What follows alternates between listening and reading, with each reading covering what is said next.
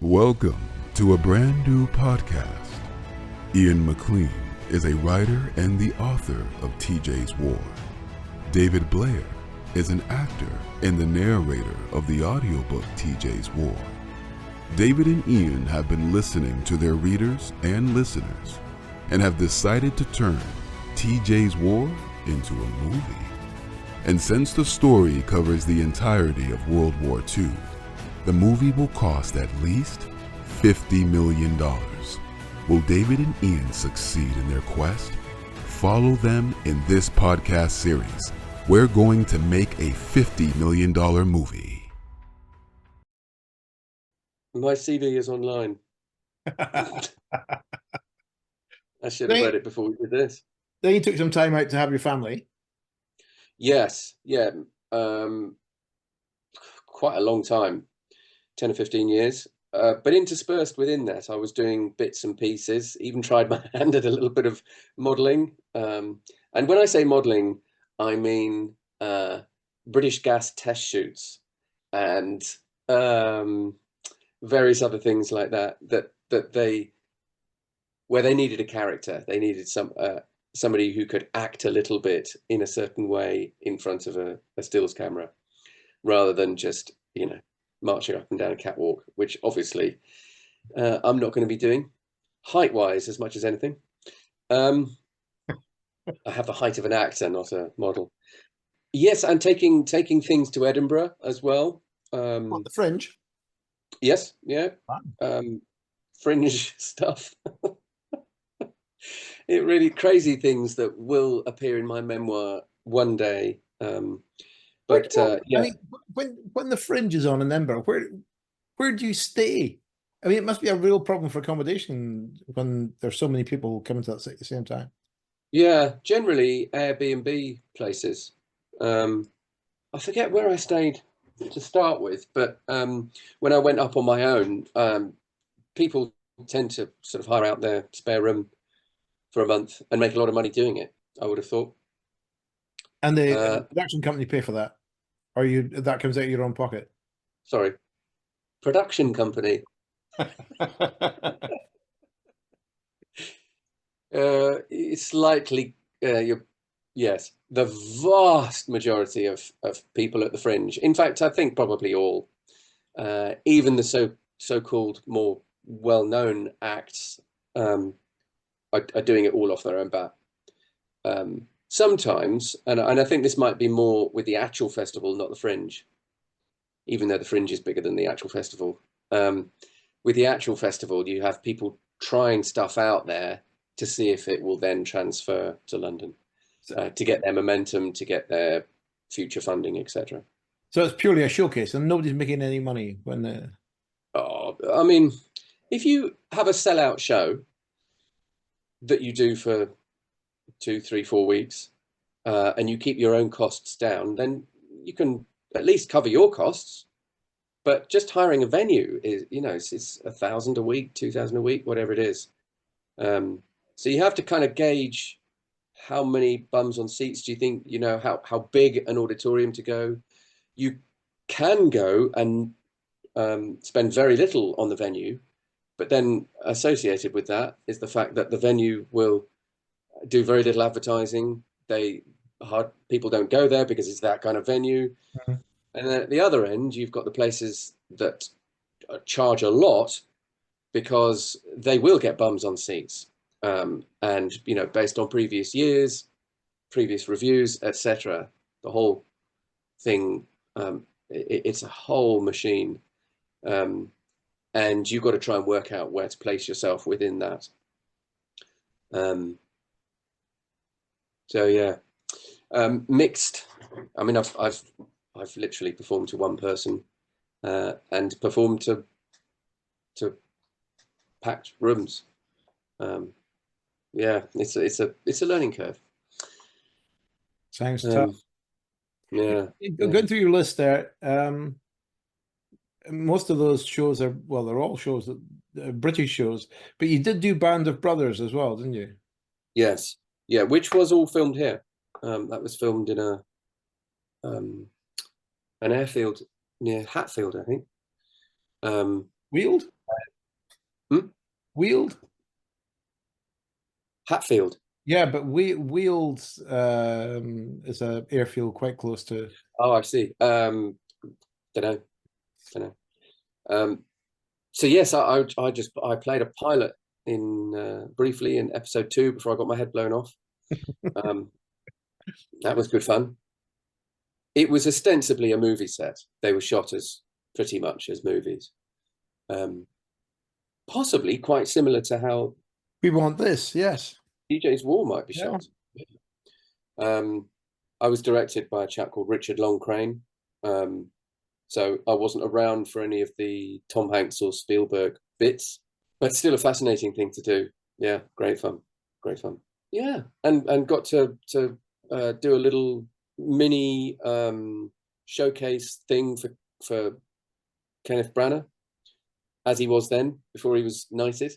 When he was trying to get the funding for his film of Hamlet, he got together a few sort of newbies like me, one or two others, and Richard Briers, can't remember who else now, to shoot a sort of video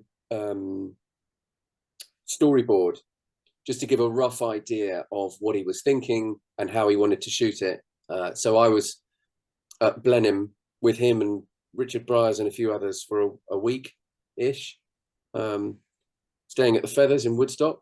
And that was great fun, very interesting. But all these things I think back on, and I was so young, and this was within 5 years of leaving Guildhall. I was so young, I really kind of squandered the opportunity. Now I'd be all over it. I'd be in bed at 9 the night before and making sure that everybody knew about it, and making sure I had people's contact details and asking for advice, and I just didn't have a clue then. I was sort of making the most of it in terms of, having drinks in the bar and just sort of trying to, and having fun, but without any sense of perhaps what I should be doing is, this is a golden opportunity. I didn't really realize then, but still a great fun experience. The Knight's Tale. You've seen the film The Knight's Tale? Don't think so, no. It's a great film. Heath Ledger. Yes, Heath Ledger. Yeah. But also Rufus Sewell. Oh yes, he's brilliant. Yeah. And the director, American director, his name will come to me eventually. Anyway, he's done a few things, but this was one of his first, I think. And he does a commentary in the background with somebody else. And one of the things they talk about is these outrageous parties that Rufus Sewell would hold every night during the filming, and people would be unable to work the following day. I think I've heard this. Yeah. So actors' parties seem to be, if you missed out on them, then you really would be missing the experience, I think. So you're probably doing the right thing for the age you were at. Yeah, maybe. Yeah. And you've now come back from, your family are all grown up, and you've now come back, and you're back into the acting, and I think you're mostly focused on voice acting. Is that fair? Or yeah, sort of a needs must when I started doing that 6 or 8 years ago, because I could do it from home. So I could, when I was needed. I mean, my youngest is still only 16, so they haven't quite flown the nest entirely. So yeah, the voice thing just started because I could do it during school hours. So that was why I went with that. And I mean, I'm still auditioning for the odd little thing, sort of days here and there on little TV bits and pieces, the odd commercial, and teaching as well. I started teaching around that time-ish, teaching acting and also coaching. We're not going to do fake backgrounds and virtual backgrounds, because your head and arms and everything else are disappearing during this videos. Okay, well, I'll keep it a bit more. Yes, that's where the voice work started. And so, you know, once I started getting a bit of traction, I thought it made sense to continue.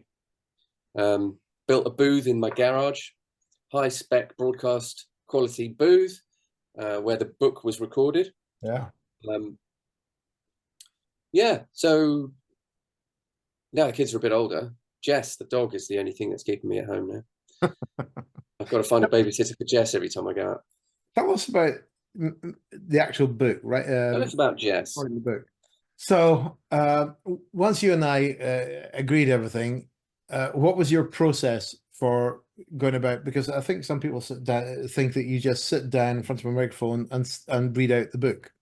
Yeah, that was there is what happened. Yeah, you're right. You obviously have to read the book beforehand. Otherwise, you may well end up in the unenviable position where you start reading the character of Mike, and you're giving him say a London-based accent, and then you discover 200 pages later that of where the book says he said in his Welsh lilt.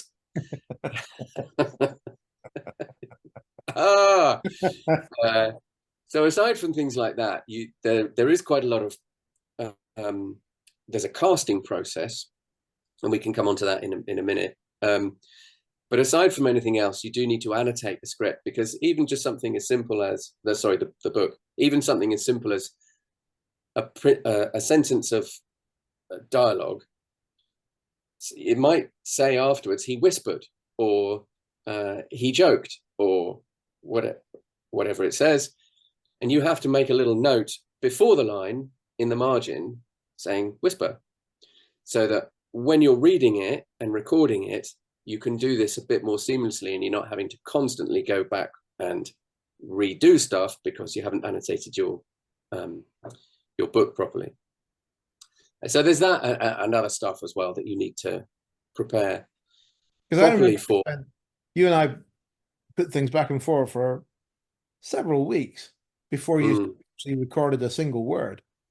Yeah, and this was a big book as well. We're talking 23 and a bit hours of audio, and final audio. In case people aren't particularly familiar with audiobooks, most I'd say are sort of between 8 and 12 hours long, roughly. I mean, obviously that's only a rough idea, but anything over 20 hours is a long book. That's a big fat book. Yeah, the casting process. Not everybody does it quite like I do, but I like to, and this was made up a large chunk of our back and forth before we started. I like to actually think of specific people, whether it's Jon Hamm or Meryl Streep or whoever. But for me, that enables me to, I can be reading a descriptive paragraph, and then straight away I can see a little note in the margin that says Jon Hamm, and straight away I can go into that, and it gives me the pace, the pitch, the accent, absolutely everything.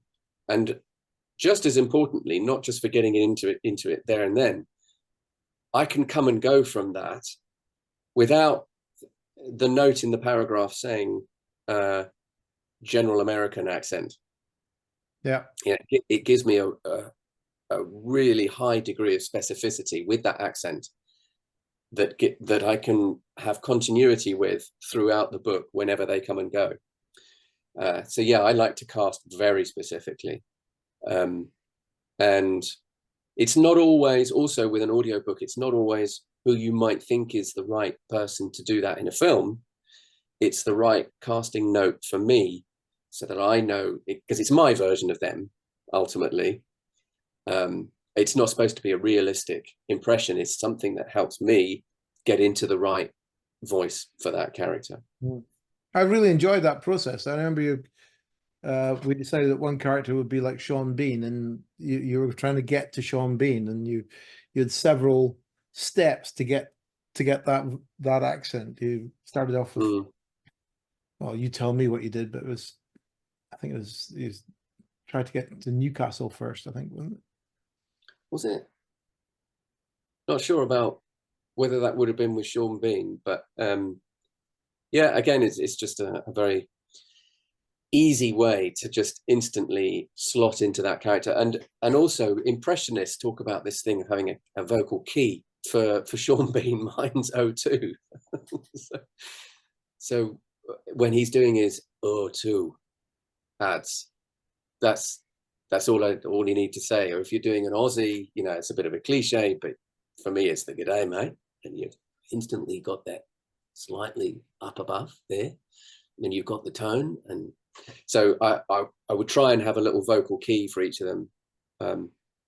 So if I needed to, if I just needed to take a few seconds just to make sure I was in the character, just have that little O2, just that little key, and then you're off. Another great advantage of doing that is that you don't get what's known as character bleed, where if you have a conversation between two or more characters, sometimes what can happen is that your Sean Bean starts to merge a little bit with your John Hamm, who's saying the next line, and you've got to be careful about making sure that they do remain, you know, with their pace and their intonation and everything that is them. So I mean, there was a tremendous amount of work, and I was very much on the sidelines of this, just waiting for bits of the recording to come through. But essentially, a 1 hour recording could take about a couple of days, because you'd stop and and draw your breath before going into somebody else's accent. You'd start recording again. I in a way, this was a luxury. When you record in an external studio with a producer, you don't really have the luxury of stopping the whole time. It would just take too long. For instance, the last book I did in a studio in Oxford, it's a fairly standard length book. It's sort of 8 or 9 hours, and we did that in 2 days, just the recording. So you really have to be very prepared, ready to go. And the only reason you stop, you won't generally be stopped for artistic reasons. The only reason you generally stop is for a tea break, or if you fluff a line, if you mess up a little bit. So recording it at home, I was able to, because I was running the software and doing it all myself, I was able to stop and start at my own discretion. And I wouldn't say a couple of days necessarily for an hour, but yeah, I mean, certainly 4, 6, 8 hours maybe sometimes would go into a complex hour of recording. Yep. And then, of course, we had the brilliant Jeremy Carroll taking all of this, and absolutely, who was somebody you knew. You got him involved. How did you know Jeremy? I have never met him. We have professional contacts in common. Somebody recommended him, so I think, didn't we? I think I'd worked with a few editors before. So this is going back at least 2 years now. My memory is atrocious. I think I'd done little bits with him before and thought he was brilliant. So yeah, that's why we went with him. He was a pretty obvious choice. Yeah. If anyone's in need of an editor, check him out. Absolutely. Fantastic. Yeah. Finished off. If you want to work with him in person, you'll have to go a long way now, because I think he's in Asia somewhere, isn't he? Yeah. Vietnam, possibly? When he was doing the editing for us, he was in the Mediterranean somewhere, but east from there. Yeah. A very nice chap. And yes, it's been a real pleasure for me to be involved in all of this, watching you with your skills and then watching Jeremy with his. So I loved it. Loved the whole process. Yeah. So that's audiobooks. That's audiobooks, folks.